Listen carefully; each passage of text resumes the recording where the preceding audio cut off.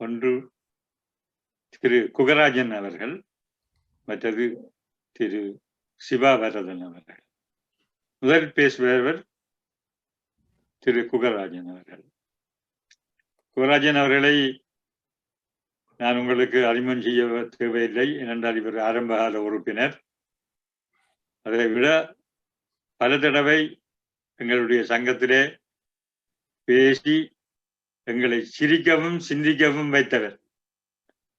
அவருடைய பேச்சு எனக்கு விருப்பம். ஏனென்று சொன்னால்,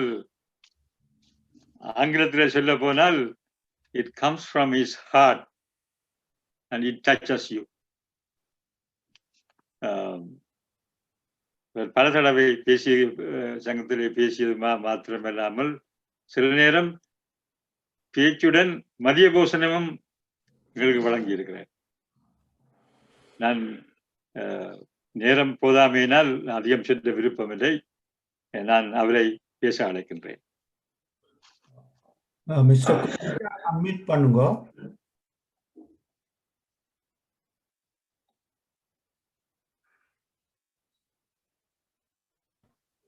Right. சரியா? சரியா தம்பி ஜெயசீலன்? ஓகே, நீங்க இப்ப சரி வடிவ தெரியுது, கேக்குது வடிவ.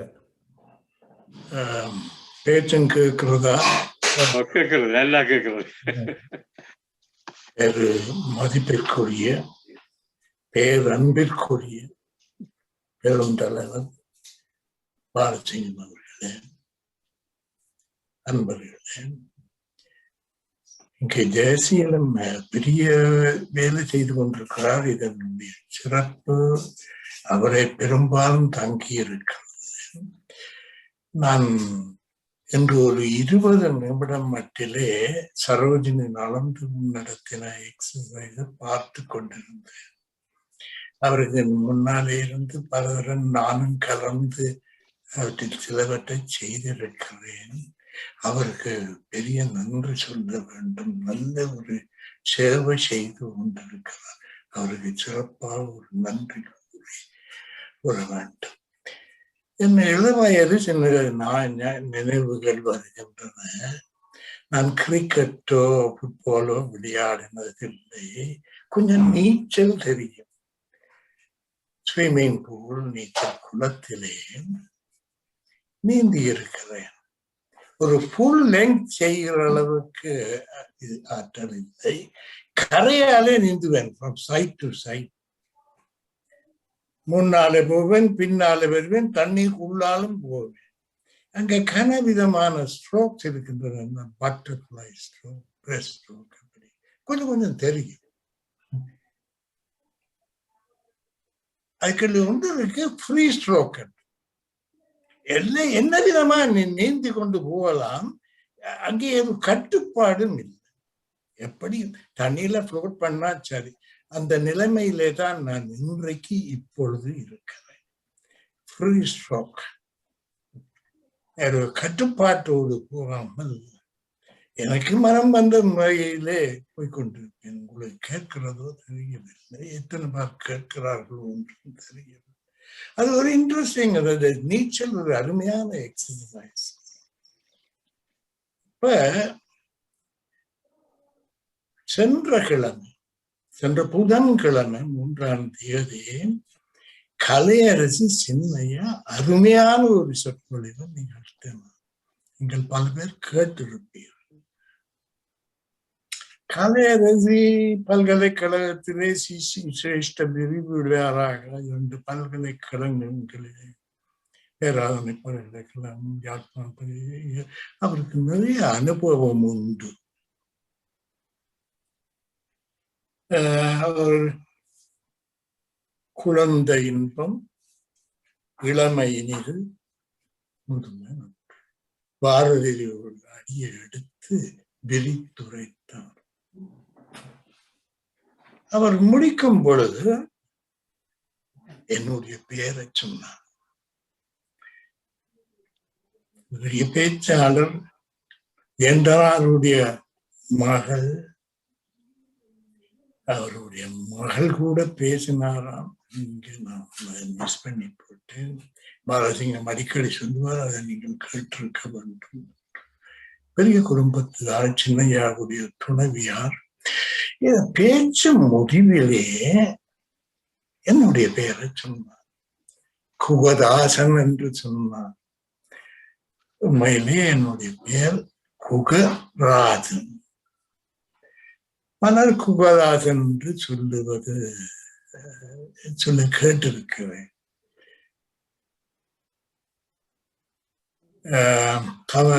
சைவ கோயில், முருகன் கோயில் தலைவராக இருந்த தனிக்குமார் கூட பல தடவைகள் அந்த கோயிலிலே குகதாசன் என்றுதான் சொல்லியிருக்கிறார்.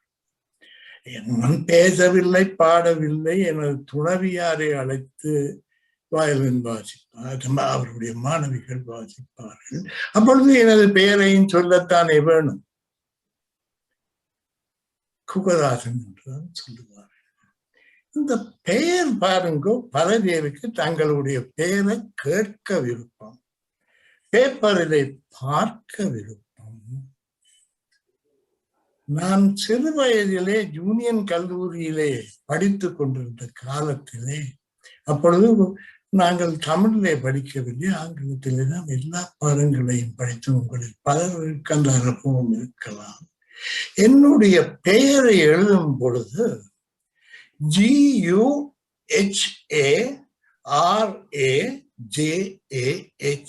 என்றுதான் 8 வருடமாக எழுதினேன்.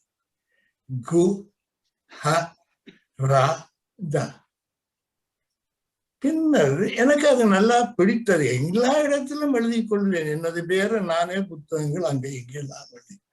பல பேருக்கு தங்களுடைய பெயர் பிடிக்கும், என்னை போல பல பேர் எழுதியிருப்பார்கள். ஏனென்றால் அந்த ஜி சவுண்ட் எனக்கு சரியான விருப்பம், ஹாவும் விருப்பம்.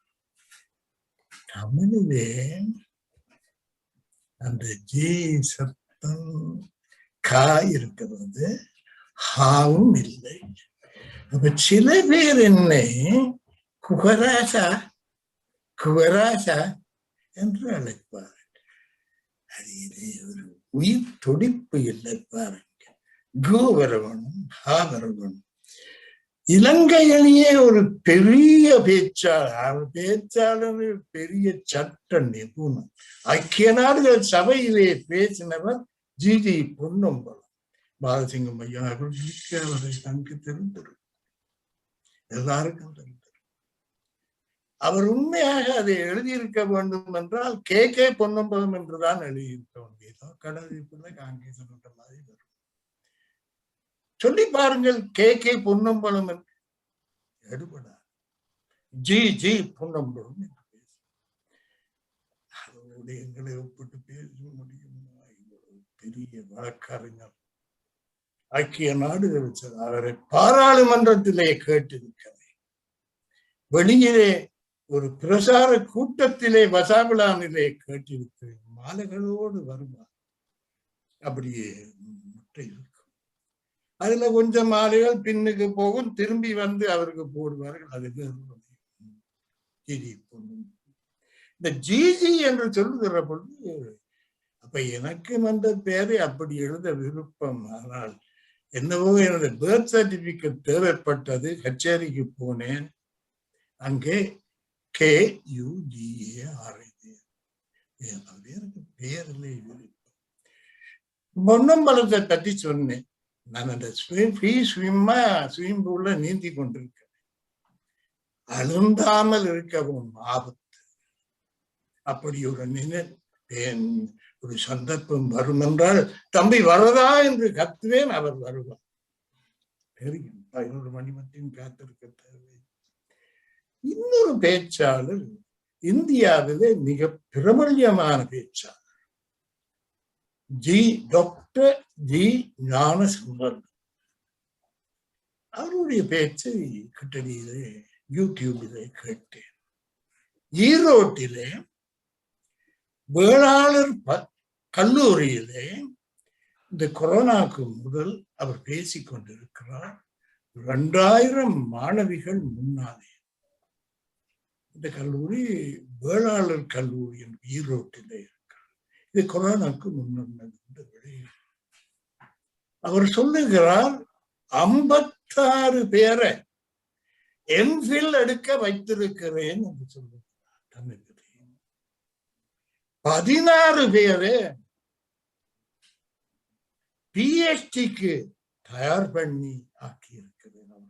டாக்டரேட் பட்டம் பெற்றிருக்கிறார்கள் என்று அவர் சொல்லுகிறார்.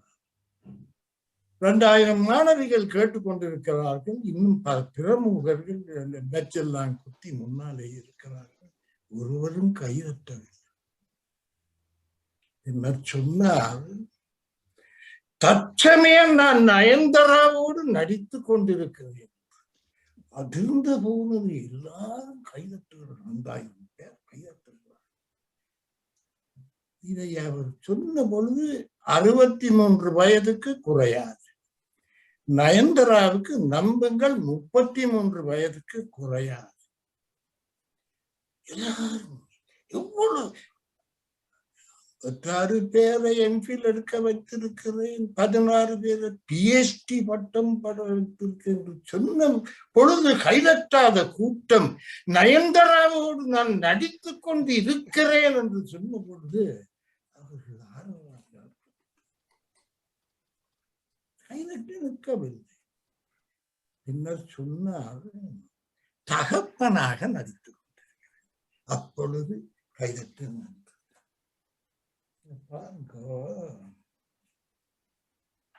ஒரு பெரிய மனோதத்துவ நிபுணன் சொன்னான், சிக்மண்ட் ஃப்ராய்ட் என்று சொல்வார். All our actions, yours and mine, could be explained from 2 fundamental texts. That's Tamil. One is the sex urge. அந்த சொற்களை கவனமாக கவனி. The sex urge. இரண்டாவது, the craving for recognition in society. சமுதாயத்தில் தனி ஒரு மனிதனாக கணிக்க வேண்டும் என்ற தமிழ் என்று சொல்லுவது உந்துதல். The craving. சில கஷ்டம் தமிழ் படுத்துவது. செக்ஸை பற்றி சொல்லி இப்ப பாருங்க, திருக்குறள் உங்களை எல்லாருக்கும் தெரியும். அறத்துப்பால், பொருட்பால், மற்றது என்ன பால்? காமத்துப்பால், காதல் பால் என்று சொல்லிவிட்டாங்க. 6வது மாற்றினாங்கல்ல. அவர் அது கூச்சப்பட்டாரா? காதற்பால் என்று சொல்லலாம், சொல்லி பாருங்க. காமம், காமம் என்று ஒன்று இருக்கிறது. இதெல்லாம் நான் ஏன் சொல்லிக் கொண்டிருக்கிறேன்?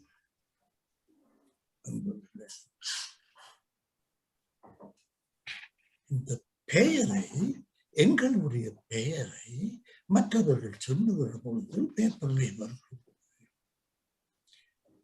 இந்த தங்கச்சி என்றுதான் சொல்லுவோம், அக்காண்டு சொல்லுவோம். கதை அறிச்சு பேசிக்கொண்டிருந்தது எனக்கு ஒரு பாட்டு நிறைவு கொடுத்தது. இன்றைக்கு தேவாரம் பாடவில்லை. ஒருவர் சிறையாரும் மடக்கிளியே இங்கே தேனோடு பால் முறையாலே குணத்தருவேன். நீ என்ன செய்யணும்? நீ எனக்கு ஈசன் திருநாமம் எனக்கொரு கால் நீ பேசாய். துறையாரும் கடத்தோணி புறத்தீசன் ஈசன் திருநாமம் மொய்பவளத்தோடு தரளம் துறையாரும் சிறையாரும் துறையாரும் பிறையாளும் துறங்கும் இளம் பிறையாளும் பெருநாமம் எனக்கு நீ பேசாய். இப்படித்தான் எண்ண வேண்டும். நல்ல மனங்கள் என்று சொன்னால் சிந்தனை அப்படித்தான் போகும். இந்த இறைவனுடைய நாமத்தை கேட்க வேண்டும் என்றால் சின்ன மனத்தவர்கள் எங்களுடைய நாமத்தை கேட்க வேண்டும். ஒரு நினைவு வருகிறது. கனகசிங்கம் நாடகங்களை எல்லாம் பரதனை முன்வைத்து நடத்துவாரு. ஒரு முறை என்னை அங்கே அந்த வாசலுடைய ஹால் வாசலுக்கு கூட்டிக் கொண்டு போய் வீரேசரி பேப்பரை ஒன்றை எடுத்து, உங்களுக்கெல்லாம் தெரியும் திரு கனகசிங்கம் நாடகம் என்று சொன்னால் அவர் நடத்தி கொண்டிருந்தார். வீரேசரி பேப்பரை பிரட்டி என்னுடைய பெயரை காட்டு. என்னமா எனக்கு சந்தோஷம்.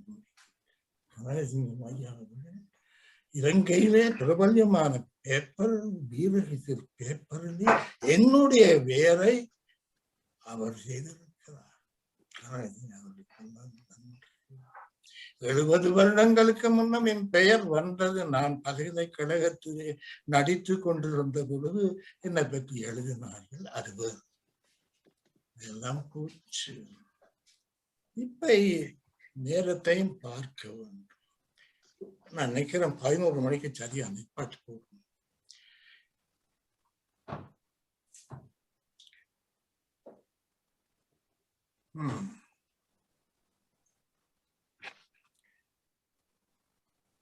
நான் ஒரு விடயம் சொல்லுவது, சென்ற முறை நான் பேசின பொழுது பரந்தல்ராயதான் என்னுடைய கதாநாயகன்.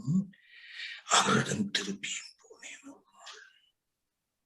7 வீடியோ கசெட்ஸ் தந்தார். VCRல போட்டு பார்க்கவும் 7. திருப்பியும் ஏன் சுத்தியும் சுப்பட்ட கொள்ளைக்கு என்று சொல்லுவார்களே, நீ என்ன பரந்தல்ராஜாவே தெரியும், எங்களுடைய பாரதியை தெரியாதா, இளமுருகனை தெரியாதா, நவவியூர் சோமசுந்தர புலவரை பற்றி பேசக்கூடாதா? என்ன அவர் தந்தார் 7 வீடியோ கசெட். அவர் தந்தா பார்க்கவும். அம்மையார் சொன்னா பஞ்சாதி 2 கொடுங்கோ 7 கொடுத்தா ஒருவேளை திரும்பி வராது. இல்லையே 7 கொடுங்க 7 நண்பர்களை கவனமாக கேளுங்கள். அதே கதாநாயகன் SP பாலசுப்ரமணியம். 6வது அவரை தெரியாதவர்கள் இருக்கிறார்கள். அண்மையிலே அவர்தான் கதாநாயகன். லட்சுமி அம்மா கதாநாயகன். என்ன விஷயம் என்று சொன்னால், அவருக்கு ஒரு கதை, அவருக்கு முதுமை வந்து விட்டது. மகள் கொண்டு போய் ஒரு நர்சிங் ஹோமிலே போட்டு விட்ட. இதெல்லாம் உங்களுக்கு தெரிந்த விஷயங்கள் இல்லையா? நர்சிங் ஹோம், முதியவர்கள் நர்சிங் ஹோம் என்று சொன்னால் ஒரு 150 பேர் இருக்கிற எங்களை சத்தில் நர்சிங் ஹோம் அது போல இல்லை, கொஞ்சம் ஆக்கள் குறைவு. பாலசுப்ரமணியம் போட்டு மகள் கொண்டு போய் விட்டுட்டார். லட்சுமி அம்மாவை மகன் கொண்டு போய் விட்டு பாலசுப்ரமணியம் ஹம் பண்ணி சில ராகங்களை பாடுவார். அவருக்கு ஒரு அறை கொடுத்திருக்கு. அவ்வளவு கனவு பேரில் ஒரு 25-30 பேர் இருக்கலாம் நினைக்கிறேன். இப்ப லட்சியாவை கேட்டு கொண்டு இருப்பார், ரசிச்சு கேட்டு கொண்டு இருப்பார். பாலசுப்ரமணியம் ஹம் பண்ணி பாடுவார். இப்ப எல்லாரும் கதைக்கிறார்கள், இந்த பாருங்கோ இவைக்கு ஏதோ இருக்குது, ஏன் அடிக்கடி இந்த அம்மா அந்த அறைக்குள்ள போறா என்று சொல்லி எல்லாரும் பெருசா பார்க்கிட்டாங்க. இது பாலசுப்ரமணியத்தினுடைய அந்த அந்த நாடகத்தில் அவருக்கு பேர் இருந்திருக்கலாம், மகளுக்கு எட்டு. அதே மாதிரி லட்சுமியினுடைய, இதெல்லாம் கேட்டிருக்கிறீர்களோ எனக்கு தெரியாது, பாலாவினுடைய முகம் தெரிகிறது. லட்சுமியினுடைய மகனுக்கும் இந்த கதை போகும். பெரிய மரியாதை கேடு, அவமானம் அவமானம். இந்த வயதிலே உங்களுக்கு இது தேவையா? வந்து பேசுகிறோம், இது சரி வராது. பாலசுப்ரமணியம் சொன்னார், நேரத்தையும் பார்க்கணும். பாலசுப்ரமணியம் சொன்னார், எனக்கு பென்ஷன் வருகிறது, இவர்கள் இப்படி கதைப்பார்கள், நாங்கள் தனியாகவே போய்விடுவோம், ஒரு இடத்தை எடுத்து நாங்கள் இருவரும் போய்விடுவோம். அப்படித்தான் நடந்தது. இப்படியெல்லாம் கதைக்கிறார்களே, நாங்கள் உண்மையாகவே போய் தங்கடமாடு ஆறு SP பாலசுப்ரமணியம் அந்த கதையிலே அவருக்கு வேற பேரா இருந்தது லட்சுமி. இதை பார்த்த பொழுது இவங்க கலையரசி கடைசியா முடிக்கிற பொழுது ஒரு வசனம் சொன்னா முதுமை காதல். இந்த முதுமை காதல் என்றும் ஒன்று இருக்கிறது என்றதற்கு அந்த நான் அன்றைக்கு சொன்னேன், இன்றைக்கு பட்டு கேஸிலே நிற்கிறேன், நீங்கள் எல்லாம் பட்டு கேஸுக்கு போக வேண்டும். இன்றைக்கு சொல்கிறேன், உங்களால் ஏதும் என்றால் அதுக்கு பெயர் அடுத்த வீட்டு கவிதை.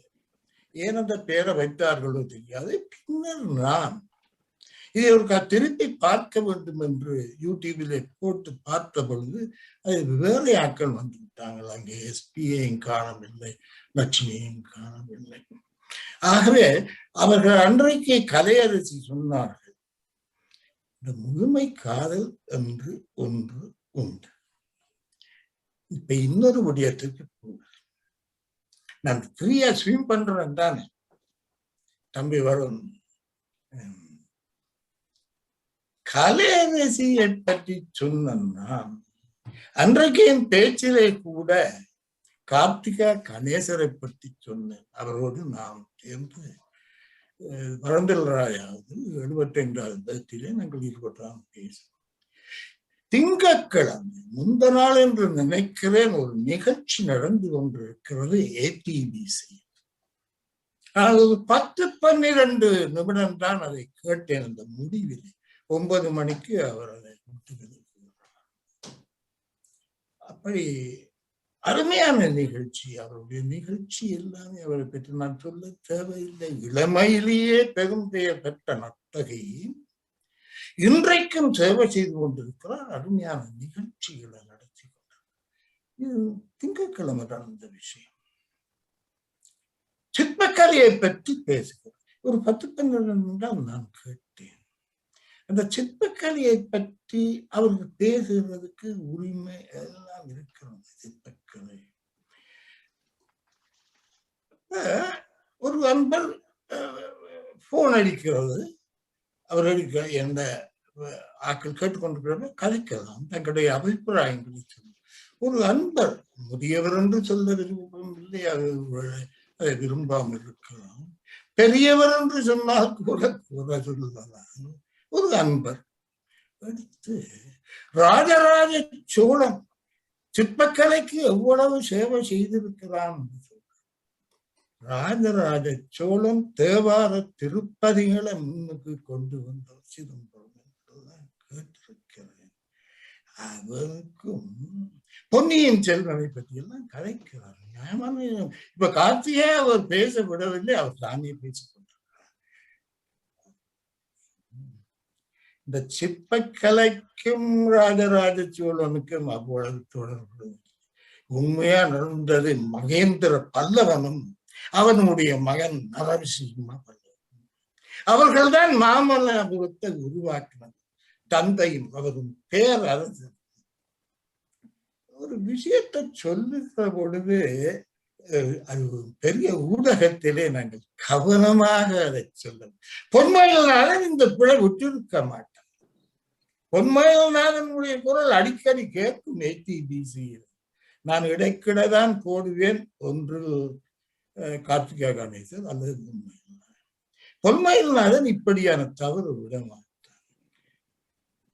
இதையும் நான் சொல்ல விரும்புகிறேன்.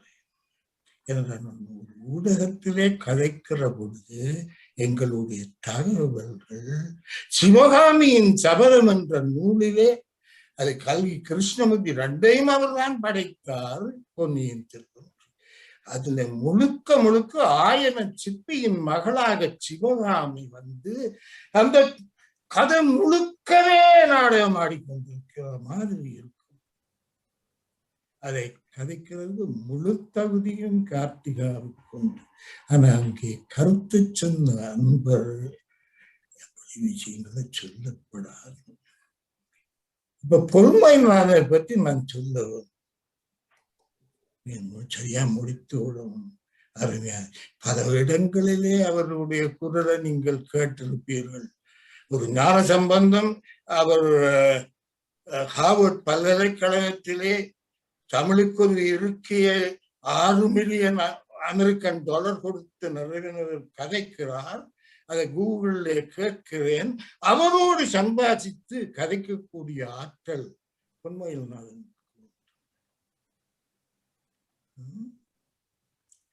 ஒரு முறை நான் காலமே எழும்பி வந்து என்னுடைய ஒரு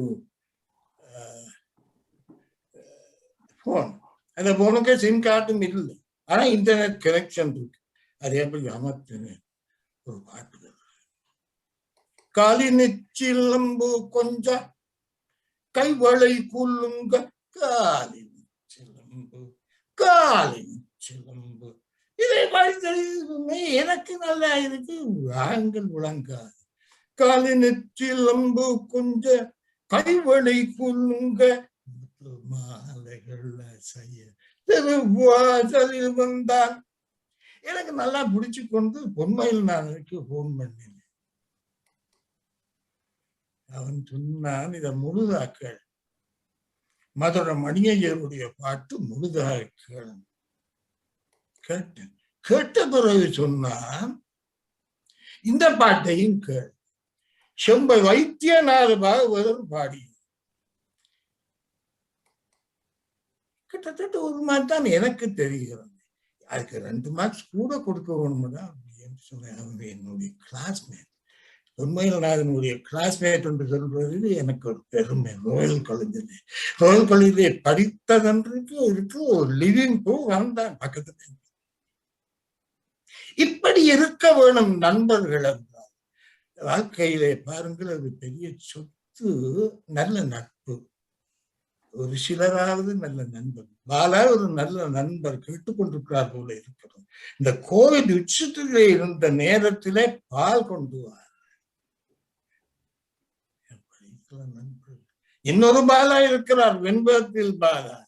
அவர் நான் பேசி போட்டு இறங்கி வந்தால், அல்லது நான் பேசவில்லை என்று வைத்துக் கொள்ளுங்கள், ஐயா நீங்கள் போங்கள், மைத்தை பறித்து பேசுங்கள், நீங்கள் பேசுவதனால் நான் இருக்கிறேன் எல்லாருக்கும். இப்படி தீவிரமான அன்பு கொண்ட நண்பர்கள் எல்லாம் அந்த தக்கத்திலே இருக்கிறார்கள். சொன்னேன், சில பேர் குறைதெல்லாம் நம்ம எல்லாம் நண்பர் இல்லையா அப்படி என்று. 3 மாசம் முன்னாரே இருப்பார். இப்போ கம்பராமாயணத்தை பாடி பேசிக் கொண்டிருக்கிற பொழுது எங்கேயாவது ஸ்டக்கண்டு சொன்னால் உடனே உதவிக்கு வந்து அதை தொடர்ந்து பேசக்கூடிய ஆற்றல் உள்ளவர்.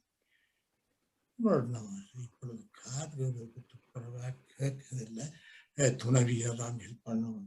நான் வரும் பொழுது எனக்கு மேலே இருக்க ஒரு இந்திய நண்பர் சொன்னார், நீங்கள் சும்மா கிரகங்களை பற்றியும் அதை பற்றி பேசிக்கொண்டிருக்கிறீர்களே, ரஷ்ய இலக்கியத்தை நன்கு வாசித்திருக்கிறே இந்த கோவிட் டைமில், லியோ டால்ஸ்டாய், டாஸ்டாவ்ஸ்கி, ஆண்டன் செக்கோவ் எல்லாம் வாசித்துக் கொண்டிருக்கு, அதை பற்றி சிலர் சொல்லலாமே. நான் இப்ப தற்போதுமே அதை பற்றி கதைத்தேன் என்று வையுங்கள். ஒரே ஒருவர் தான் அதை கேட்பார், ஒருவருமே கேட்க மாட்டார். ஆனந்த ஒரே ஒருவர் என்று சொன்னால் திரு ரொட்ரிகோ அவர்கள். நல்ல வாசித்து அறிந்தவர். அவர்களை கூப்பிட்டு பேசப்படலாமே, பாடப்படலாமே, அதுக்கு நவீனம் வாழ்வார். என்ன இனிமேல் கூப்பிட மாட்டார்கள் என்று நினைக்கிறேன். என்ன சொல்ல வேண்டும்? தம்பி வரதன் ரெடியா இருப்பார் என்று நினைக்கிறேன். நீங்களும் கலை ஒன்று சொல்லது, நான் பேசிய அந்த பேச்சினுடைய தொடர் என்று இதை கொள்ளலாம். அந்த சங்கத்திலிருந்து கிளை தெளிந்து வந்ததுதான் இந்த சங்கம். அதை நிறுவிய ஸ்ரீ பத்மநாதன். நாங்கள் அவர்களுக்கெல்லாம் நன்றியாயிருக்க வேண்டும்.